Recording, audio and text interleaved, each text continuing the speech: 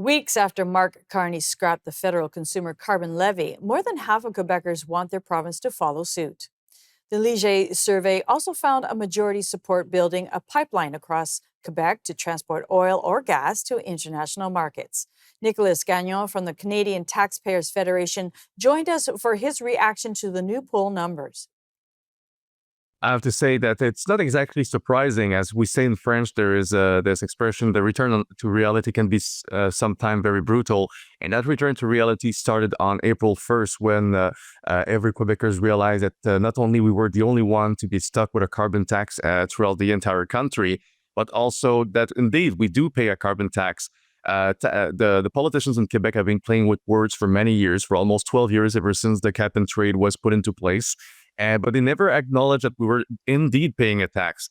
And that tax is real. We're talking about approximately 10 cents per liter of gas and approximately 12 cents per liter of diesel. Overall, for a family of four with a single family vehicle, we're talking about a bill that is going up to $40 a year. And there's no rebate system into place in Quebec to compensate any families. So that cost was real. And now we are the only one to be paying for it. So that's why it's really showing that taxpayers really not only want a relief, but they want the Quebec government to harmonize itself with the rest of the country and put an end to the carbon tax for good.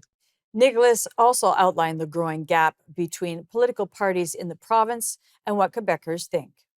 Well, there's quite a divide right now between the parliament or the National Assembly and the population. The truth is, although it's been the second poll that demonstrates that the carbon tax is really unpopular in Quebec, there's been a motion that was voted by the National Assembly a couple of weeks ago where all the parties actually supported to keep the carbon tax into place. So that shows that there's really a lack of communication between the taxpayers and the people they're supposed to represent. And the truth is, right now, there's only one party that seems to be talking truly about abolishing the carbon tax, and that will be the Conservative Party of Quebec. But they're not currently sitting in the National Assembly, despite getting around 12 or 13% of the vote at the last election. So there's definitely a movement that is growing up. Of course, the Canadian Taxpayers Federation has been pretty much the main bearer of that fight in Quebec and throughout the country over the last years, and we will continue that fight to make sure that we have some political, or should I say, some opening from the National Assembly right now. Hopefully, there's a provincial election coming up next year in Quebec, and we will pressure the local government to make sure that this carbon tax is dead before the election, or that we obtain a promise that it's going to be over after the election. We also asked Nicholas where the CTF stands on the ongoing pipeline debate. Well, I would say that we're definitely pro energy infrastructure. Of course, we have seen some examples of what can happen when, sadly, taxpayers have to foot the bill for such infrastructure. We hope that the private sector would still be the key player in getting those infrastructure built and maintained. That being said, it's clear it has been shown in many polls recently that Quebecers are more open to projects like Energy East or the revival of GNL Quebec and Saguenay region. There's more discussion about the potential that our energy sector could offer to the Quebec economy in terms of additional revenues instead of going for more taxes like our government seems to like to do so often.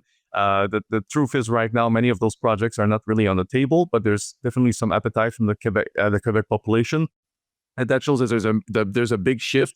But again, there's a political discussion that is very much needed because right now, for example, the development of oil and gas is pretty much banned, and there is also a moratorium on the exploration for natural gas. So it will be quite ironic if Quebec, on one end, is open for pipelines, but not open to develop its own natural resources. We would hope that Quebec would open the doors for both, and it seems that the Quebec population is more and more interested to have this discussion.